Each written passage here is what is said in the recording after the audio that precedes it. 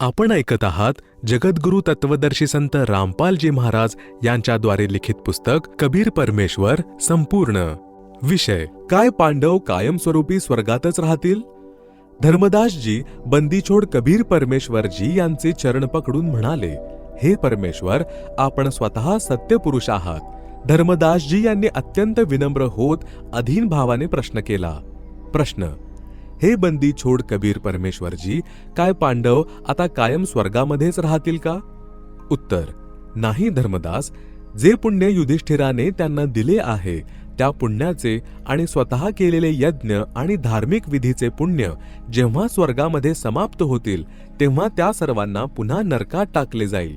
युद्धामध्ये केलेले पापकर्म तसेच त्या जीवनामध्ये केलेले पापकर्म आणि संचित पापकर्माची फळे भोगण्याकरिता अवश्य नरकात पडावे लागेल.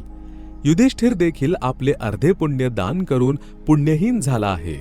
तो पण शिल्लक पुण्य स्वर्गामध्ये संपून संचित पापकर्मांच्या आधारे निश्चितच नरकामध्ये टाकला जाईल. पापकर्म कमी असल्या कारणाने थोडा काळ नरक भोगावा लागेल, परंतु नरकामध्ये निश्चित जावं लागेल. जसे युधिष्ठिरने अश्वत्थामा मरण पावल्याचं खोटं बोललं होतं, त्याचा देखील पापकर्म दंड भोगण्यासाठी नरकामध्ये त्याच वेळी काही काळ जावे लागले होते. याच प्रकारे मागील जन्मांच्या संचित पापकर्माची शिक्षा नरकात भोगावी लागेल.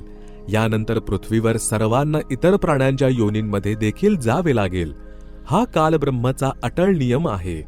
परंतु हे धर्मदास, जो साधक पूर्ण परमात्मा यांची भक्ती पूर्ण गुरूंकडून उपदेश घेऊन आयुष्यभर मर्यादेमध्ये राहून करतो, त्याची सर्व पापकर्मे अशी नाहीशी होतात जसे की वाळलेल्या गवताची मोठी गंज अग्नीची एक छोटी ठिणगी जाळून राख करते. त्या राखेला वारा उडवून इकडे तिकडे करतो. त्याचप्रमाणे पूर्ण परमात्मा यांच्या भक्तीचा सतनाम मंत्ररूपी अग्नी गवताच्या गंजरूपी पापकर्मांची राख करतो. कबीर, जब ही सत्य नाम हृदय धरा, भयो पाप का नाश, मानो चिंगारी अग्नि की पड़ी पुराने घास.